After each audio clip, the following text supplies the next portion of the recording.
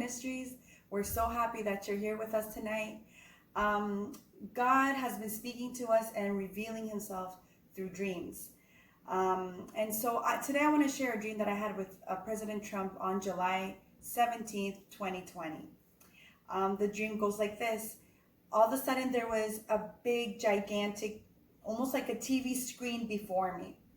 And there was all these newscasts that were going through, like they were flipping the channels, and I could see all these newscasters, and they were just bashing President Trump and speaking bad about him. And so all of a sudden, the newscast that was there at that moment gets interrupted. And as it gets interrupted, I see President Trump.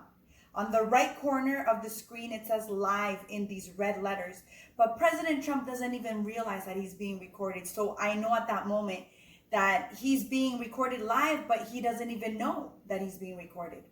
So then President Trump turns and I can see his profile and he's talking to someone.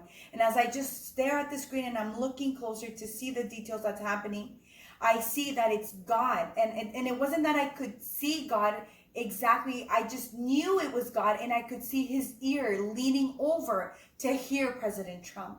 And President Trump began to express to God all the corruption that is happening behind doors and happening in the United States. And he was just pouring out his heart. I could feel and discern in the dream that President Trump's heart was burdened, and he was just telling God everything that was happening in the nation.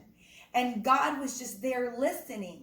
When all of a sudden, the newscast, it was like almost like it was gone, like the screen was gone, and all of a sudden I see two big gigantic hands, and these hands place a great humongous map in front of me. And when I begin to see the map, I realized that the hands that have placed the map in front of me was God himself. And I could feel his presence right beside me. And I feel God's presence right now as I'm telling you this dream. And so then he starts to point out every single state.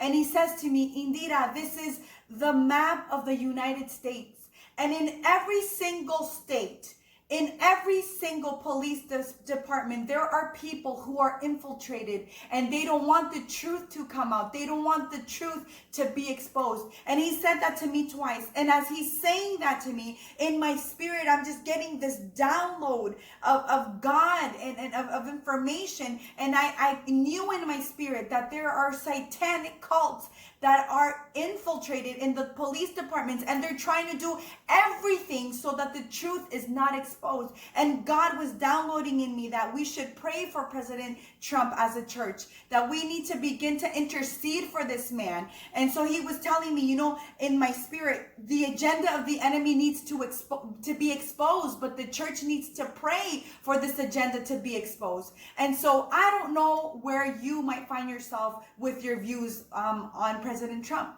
You know, I know for sure that I don't agree with a lot of his views and a lot of his political ways, and a lot of the things that he says, we might not be, you know, in agreement with him.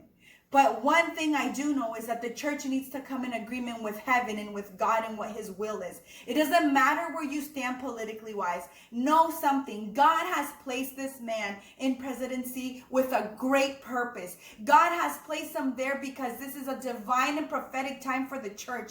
And God is putting that burden in us that we need to pray for President Trump. We need to intercede for him. We need to intercede for the enemy's agenda to be exposed. The church has been sleeping. It's been dormant for so long. And you know what? The church right now, we find ourselves in a very dangerous place.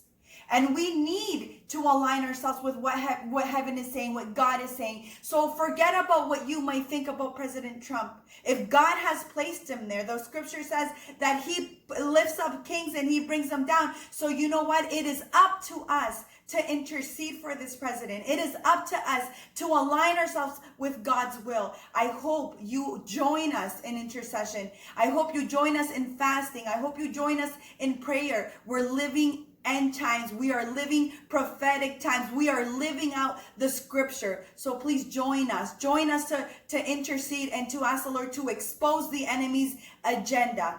Thank you for joining us. May the Lord bless you, and I'll see you next time.